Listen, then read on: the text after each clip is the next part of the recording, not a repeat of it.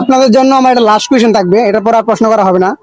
তো আপনাদেরকে বলতে হবে কোন জিনিস রাজশাহী থেকে ঢাকা চলে গেছে অথচ বিন্দু পরিমাণ লড়াচড়া করে নেই। রাজশাহী থেকে ঢাকা চলে গেছে। বিন্দু পরিমাণ লড়াচড়া করে নেই, সেটা কোন জিনিস?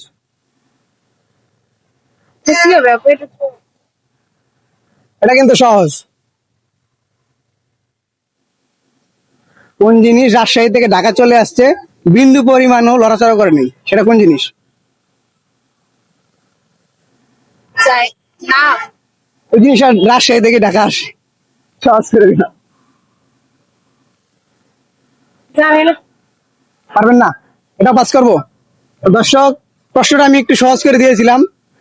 ইতিমধ্যে আপনারা হয়তো প্রশ্নের উত্তরটি কিভাবে জেনে গেছেন, কমেন্ট বক্সে জানিয়ে দেবেন সঠিক উত্তর কি। আপনাদের জন্য প্রশ্ন হলো, আপনাদেরকে বলতে হবে এমন কোন গাছ আছে যে গাছে দুইটি পাতা?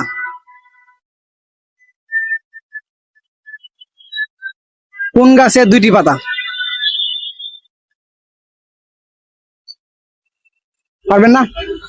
চেষ্টা করেন।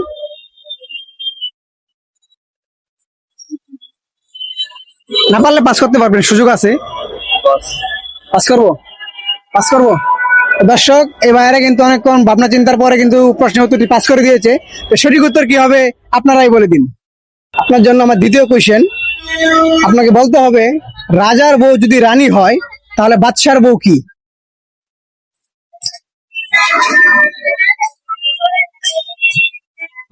ভাই রাজার বউকে তো রানী বলে, তাহলে বাদশার বউকে কি বলে?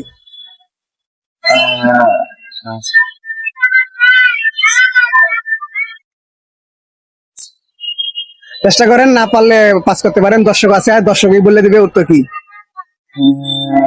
রাজার বউ যদি রানী হয় তাহলে বাদশার বউ তো আচ্ছা পাস করবো, তাও খেয়াল হইতেছে না। তাহলে পাস করে দিই। দর্শক, এই ভাইয়া কিন্তু আপনাদের উদ্দেশ্যে পাস করে দিয়েছে প্রশ্নটা। তো অবশ্যই উত্তরটি কি হবে কমেন্ট বক্সে জানিয়ে দেবেন সঠিক উত্তর কি। আপনাকে বলতে হবে হযরত মিকাইল আলাইহিস সালামের কাজ কি?